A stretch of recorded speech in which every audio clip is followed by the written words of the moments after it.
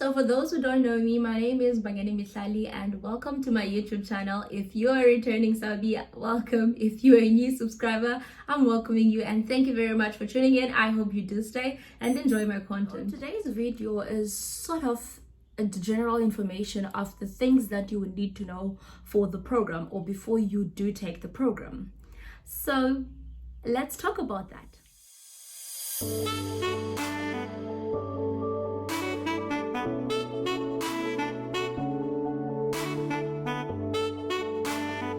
That I would like to talk about is the fees and the payments and everything like that. So if you missed out on the first video that I made based on the fees and everything like that, it's just the previous video that I posted last week. I will just put the link on the description box so that you guys are notified with it. So the program is not for free. That's the first thing I need to tell you guys. The program is not for free. You pay for it and there are fees linked to it. So let's say you've already joined the program and now the agency has booked your visa appointment and you need to go to your visa appointment, for your visa interview, sorry. They will not give you any money for you to go there.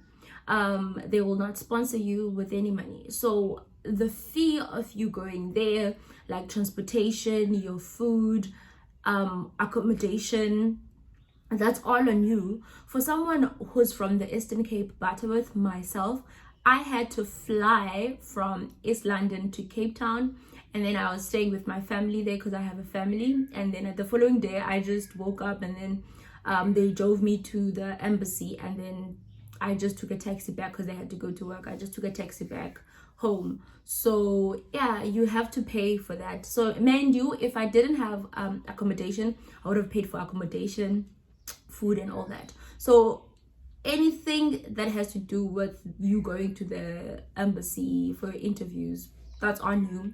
It's not say your interviews has been approved and you need to fly, right? So you're given a day that this is your day of departure out of South Africa, right?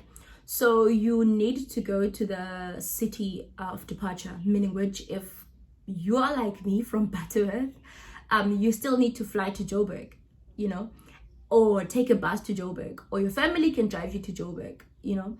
But also you need to keep in mind that you need to go there a day before, because you don't want to have any delays, any troubles with you getting there or anything like that.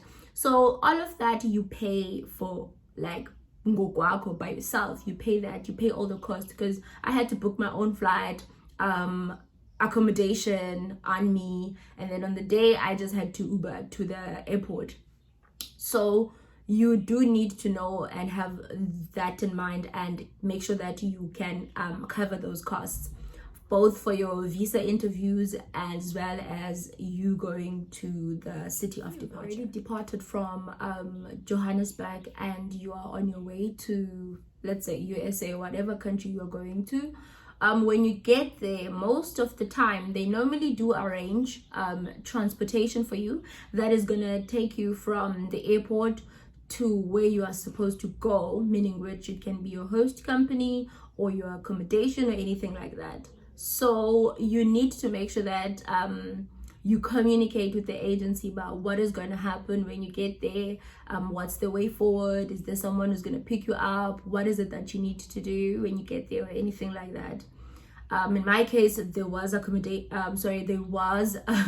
transportation that was already there waiting on us to just arrive, and then they just took us to the place. Get to the place, in my case it was Wisconsin. So when I got to Wisconsin, I already had accommodation that I just had to get there and then pay deposit and then just check into my room, and everything was sorted for me. So you also need to make sure that accommodation is sorted for you. If there is no accommodation that is sorted for you, then what are the options for you to be able to get accommodation? So you need to know that sometimes these programs might make accommodation available for you, but sometimes they do not. So it means that you need to arrange your own accommodation. So keep that. This one is the most important thing, right? Some people overlook it and think that it's like not really that much of an important thing to do or to have. Well, with me, because I like keeping everything in order, I like to always have like a checklist of things that I need to do, or I'm going to do, like a to-do list type of vibe. So like even on my day to day, I make sure that I write something down that I'm going to do, like my plan for the day, and then I would go according to that plan, because I don't want to waste time doing unnecessary things. But okay, my point is that you need to have a checklist of everything that you do, like everything that you need to do when it comes to your visa, from your application, your placement, your interviews, your flight tickets, the documents needed. Like that will really assist you in making sure that you have everything done. So having a checklist, and it also assists you to ease stress. Like it really helped me out in terms of like easing stress, because like, yo guys, it can be stressful and overwhelming at the same time, and you don't want to be stressed out because of like you don't know which document, or you submitted the wrong document instead of that document.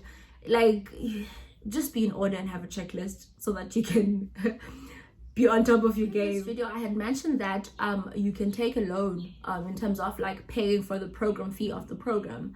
I think that video is detailed enough, because I did explain that if you are deciding to take a loan, you really need to be knowledgeable of what does the contract entail. Like what does it have, like what does it offer, the duration of you paying the loan back, how do you pay that loan back, if maybe you get back to South Africa and that loan is not paid back, what do you need to do?